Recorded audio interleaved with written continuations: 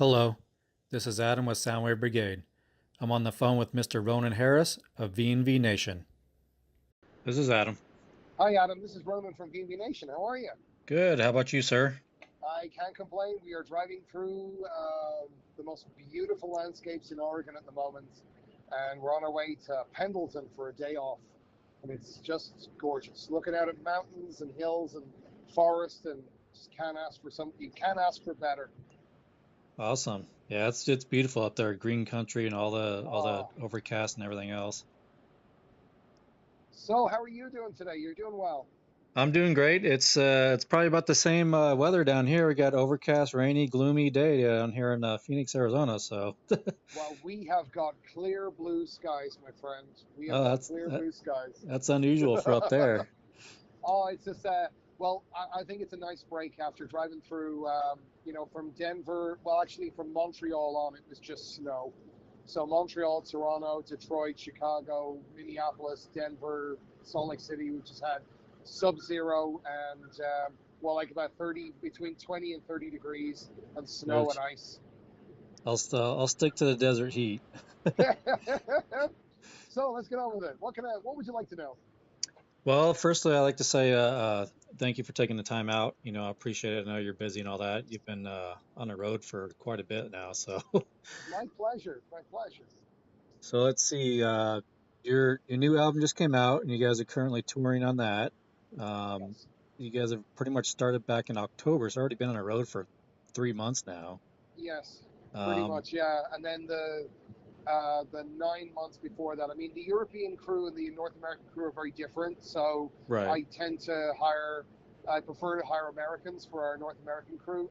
right, They know the game here. It's a very different experience touring here. So it's myself and one of the live keyboarders are the only two. Oh, and our sound guy who've been on tour with VNV since we started the tour on October 12th. And then the 9 months before that, I was writing and producing the album. So I've been on nonstop. I need a break.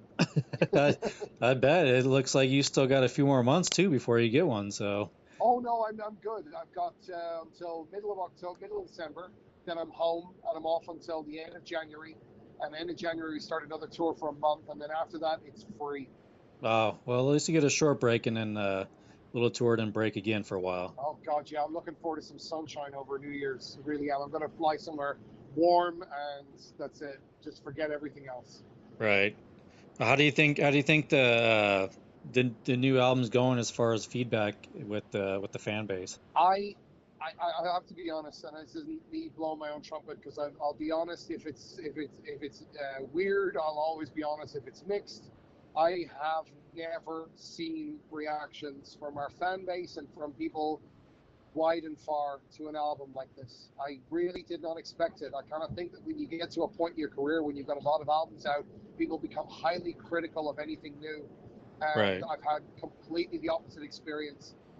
There will always be, in this case, it's the few who maybe didn't like it at first and then started to, or it wasn't their thing because they want you to sound like you did 20 years ago or whatever else. I Right. mean, every band has that, but I have never seen such an incredible reaction to an album like this one. I am totally astonished. That is quite honest. That's great. I can't wait to see you guys at the Arizona show here on the Oh, it's going to 14th. be great. That's going to be Yeah. great. That's our second last show. So Yep. everybody ready to bail. Everybody ready to jump ship. So I bet. Yeah, I think I'm enjoying the new album. I think it's a little bit I've been listening to the previous one, the Residents of the Orchestra one. yes. Uh the volume one. I totally love that album. I think it's kind of different. And to me, it's great driving music. I'll put it in and I'll just drive for hours just listening Oh, to it. that's wonderful. Oh, that is wonderful. There's a couple of extra pieces which didn't make it to the CD version. Like if you get it on Bandcamp, you get one of the extra tracks. That was more something that the label had wanted me to do in Europe. And then in the vinyl version of it, there's an additional piano piece which you play only at the classical shows, which was a last minute thought because in putting together the vinyl, I had the option of adding an extra track for it. And to Right. make it something special, I also needed to fill up some space on one of the sides of the 10 inches. So Yeah. one side would have been blank otherwise. So I hope you can track those down. There's a track called If I Good. Was, and then there's a classical version of Teleconnect Part 2. I'll definitely have to look for it when I get off the phone. So let's see. What do you think the current age group is of your fan base currently right now? Is it mixed or is it It's mixed. It's really mixed. We've got people like in their 20s. We've got people in their 50s and 60s. We had a guy at the show last night who was 92 who drove. He and his daughter drove, I think, about what was it, about 80 miles to the show last night, and in very treacherous weather. right? Our fan base is broad, wide, comes from all backgrounds. Well, yeah, It, you guys have been around for quite a while, so yeah, so it's astounding to see, like at the shows, it's such a broad mix of people, particularly in North America. You get people from every different music genre at your shows, um, and they're all loving it for different reasons. They're all hearing it through different contexts because of the music that you listen to, and that always blows my mind. awesome. How do you feel your show may be different now currently from the past shows or even 5 years ago with the introduction of new technology and all that Well, stuff? the European show, I think, kind of set our standard. We wanted something much, much bigger and more interactive, and I went for this a concept with the show that I would work.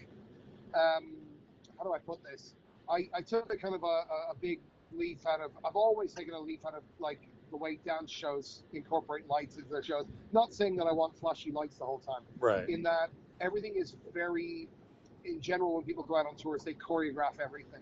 right, But I still allow ourselves the freedom to interact, the freedom to be very spontaneous on tour. To have to satisfy those two requirements is quite a lot. So we came up with our keyboarder. One of our keyboarders in Europe is a very technologically adept guy, and he came up with an incredible system for us where we could randomize everything. We can pick and choose. We can change arrangements. We can do all kinds of things, and it allows us to have a very, very dynamic show. And we send out synchronization signals to our LD, so he's able to pick up the timing of the show and run all his sequences. And he's doing a ton of stuff on the fly as well. We did something with a very, very big video system, which the North American system is based off it, but the right. European one was planned for because over there we're a top 5 band in the album charts, and it was very much about providing a very big show, but also a show that still didn't alienate people.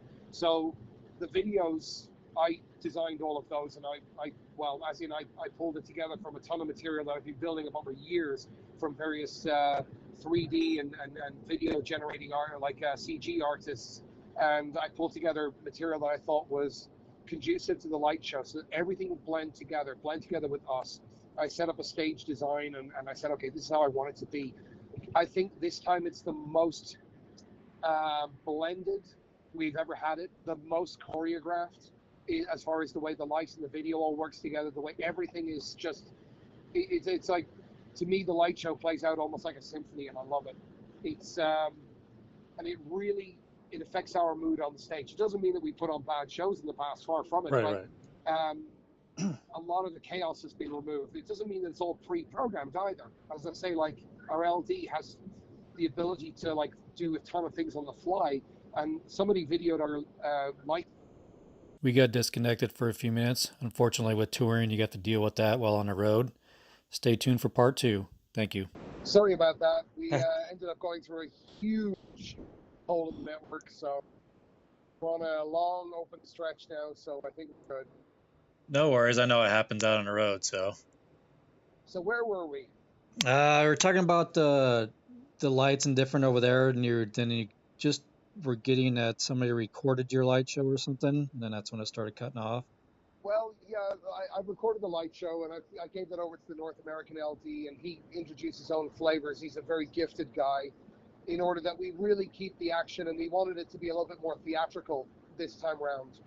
That was my intention from the start. I kind of felt that the show should start and end in a very, very theatrical way, something you'll see. I posted a lot of pictures on our Instagram of shows, which gives people an impression of, how much up how far up we've taken the game. I mean, we've really taken it up a bunch of notches, and that's it doesn't without great without talented people, it just doesn't leave my head. So I feel very, very blessed to have the people that I have working with me. Definitely. It takes a whole team to create a good show. So Indeed, indeed. I see myself as a kind of a creative designer, so I convey an impression of what I want, and then people try to make that happen, and it helps us. It really motivates us a great deal. It becomes a very exciting show for people to see that it is more rather than just band comes on, play song, lights flash. That there's a lot more choreography to it, or a lot more thought put into what the lights are doing, and as well as what we're doing during the show to really convey the mood. right.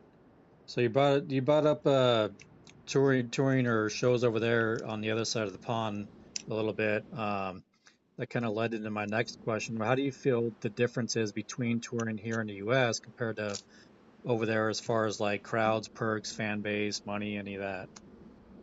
Well, it's the shows in Germany are a lot bigger. That goes without saying. I mean, it's Right. that's the home of our fan base. But we had packed out shows across Europe.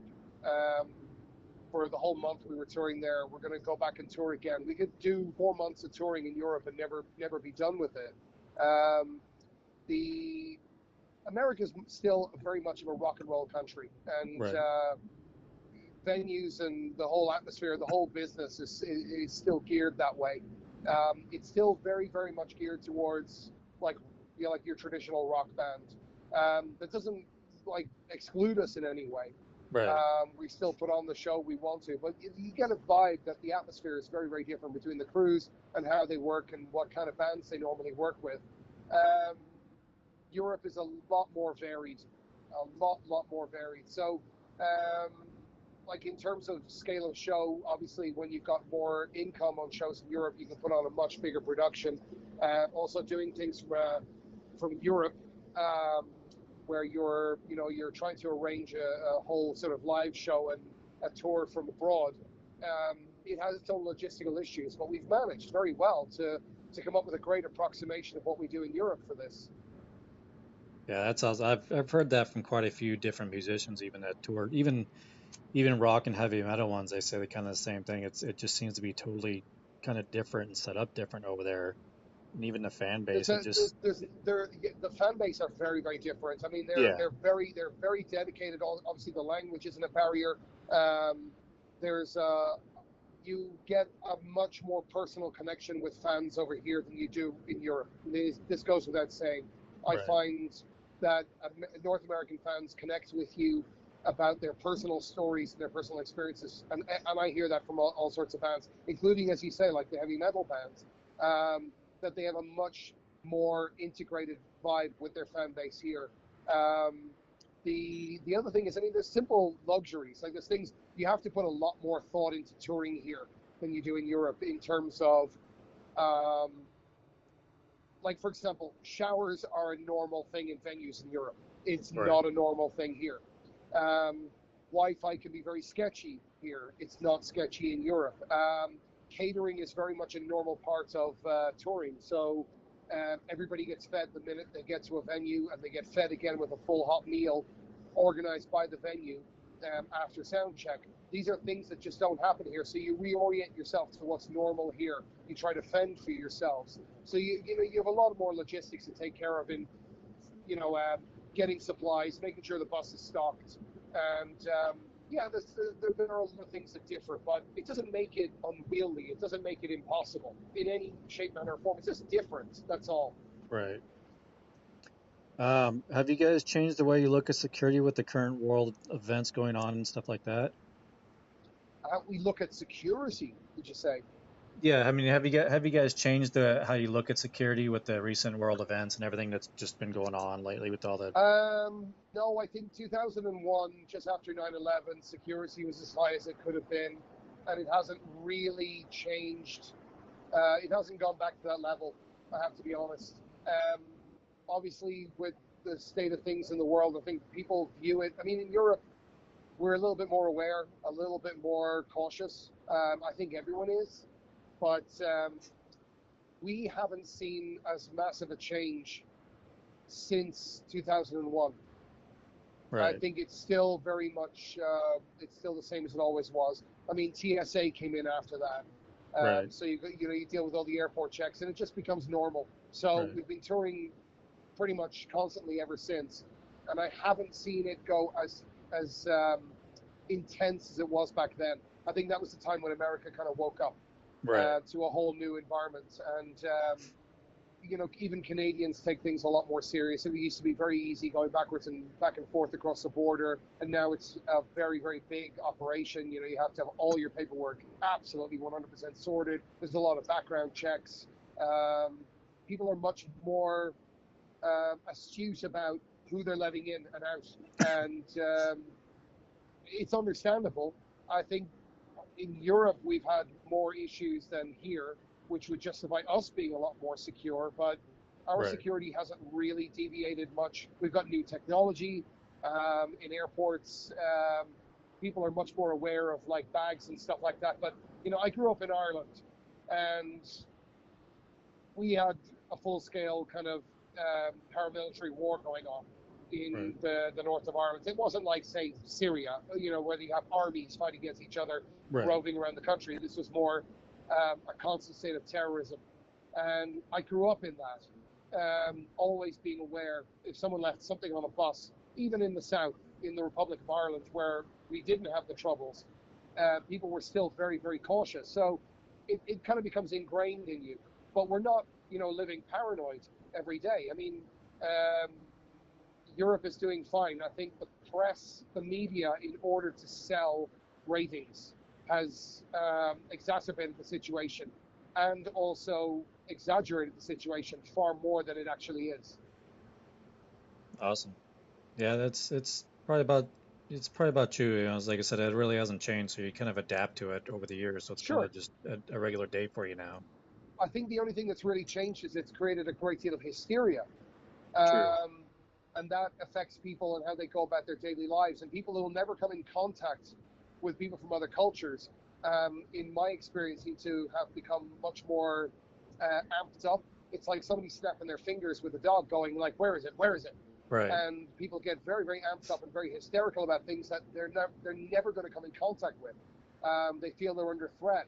They feel helpless, powerless, and they feel there's a sense of danger that they have to be aware of. That, I think, has changed. The psychology of the citizens themselves in every country has changed. It's brought a lot of, it's changed the political spectrum. I mean, these are terms that everyone uses. These are all like soundbite words, political spectrum and what have you. But it's changed the problems that people perceive that we are experiencing on a daily basis, which, for the most part, aren't actually there.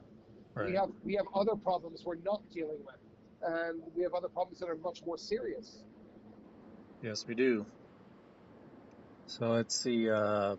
When not on tour or even on days off on tour, do you attend other artist shows as fans at all, or are you kind I, of I busy? wish I wish there's a lot of bands I'd love to see. There's a lot of bands that have been touring that over like years, where I found out that they were playing the same night as us or playing the night after we left, that I didn't get to see. But like on the last tour, I think the only time I got to see a show was we had 2 days off, and I flew down to San Francisco to see a band called, well, more like a project called A Winged Victory for the Sullen. It's an ambient project with two very acclaimed artists. It's like a very um, organic, beautiful, transcendental experience watching them perform. And that's probably the only show I got to see. Just because, like, on days off, I wear a lot of hats in VNV. I was ending up doing a lot of accounting, a lot of written interviews, catching up on business. I run the label in Europe, so there's a lot of things I have to do there. Right. I tend to I know I tend to go shopping, and it's like usually I build myself a shopping list of things we need for the tour. Some trees, and I take it on myself to go do that. Really enjoy it. So me and a couple of the guys will like wander off. We'll go to a Target, or we'll go to a department store or something like that. We just pick up the bits and pieces we need. Go to Right. a record store. I mean, when we were in Toronto, I found a fantastic vinyl store next to the venue. I bought myself some old jazz records. So yeah, my music tastes are very varied. I listen to a lot of different styles of music, and that's kind of like a treasure hunt for me, being able to go to a record store. So if I can make the effort, I will get in it. Like I mean, I do the banking, so I've got to do all that stuff. I Right. mean, I maintain I get focused on tour, and I get into a tour mode where I'm focused very much on what's happening. Um, we spent a lot of time hanging out together and really enjoying ourselves. But on a day off, I think most people are concerned about showering, resting, laundry. Those are the main things. Everything else is beyond that. Like, you know, I take the crew out for dinner every now and again. We go out for a great big dinner together, and it's great. It's just, we always have a great time together. We provide our own entertainment. Nobody's sitting around in a zombie state bored. Definitely, especially when you're on tour that long, you know, that many days, you need to take time for yourself and make sure You you do, you rest do. up. I mean, So I'm I'm not 20 anymore where I can run around and burn the candle at both ends.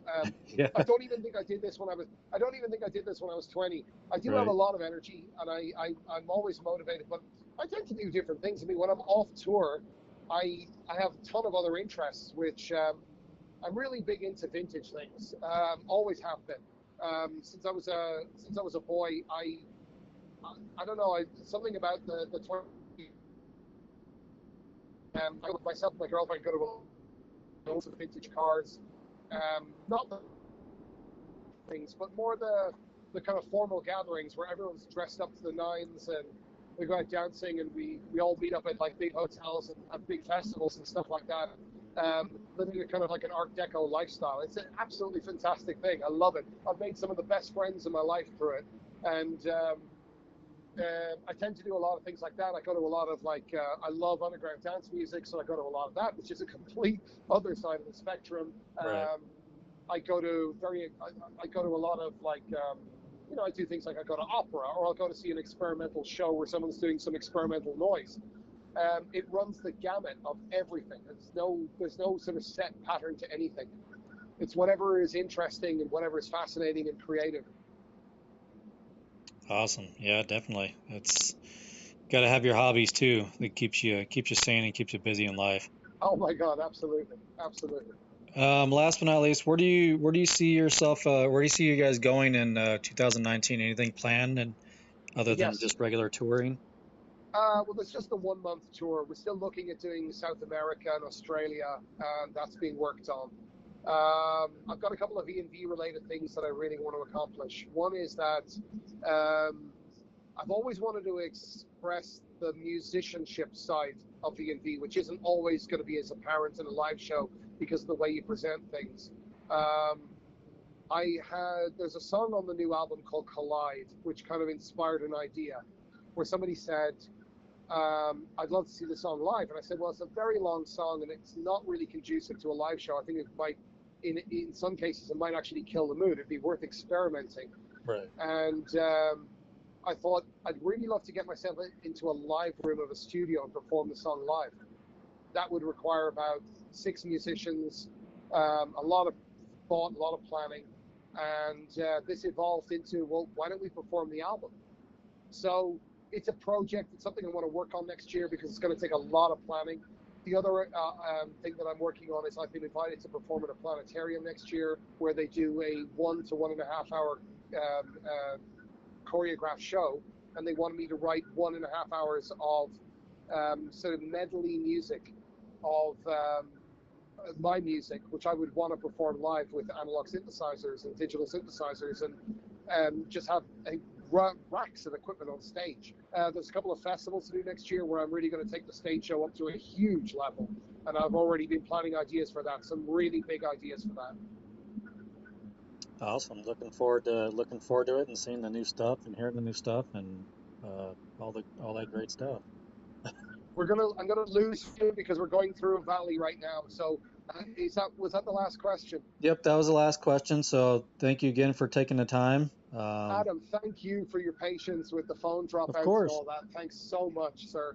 you're welcome, and I'll look forward to seeing you guys on the 14th. Indeed. Please come and say hello. I will. Thank you, sir. Take care of yourself. Bye You bye. guys too. Bye.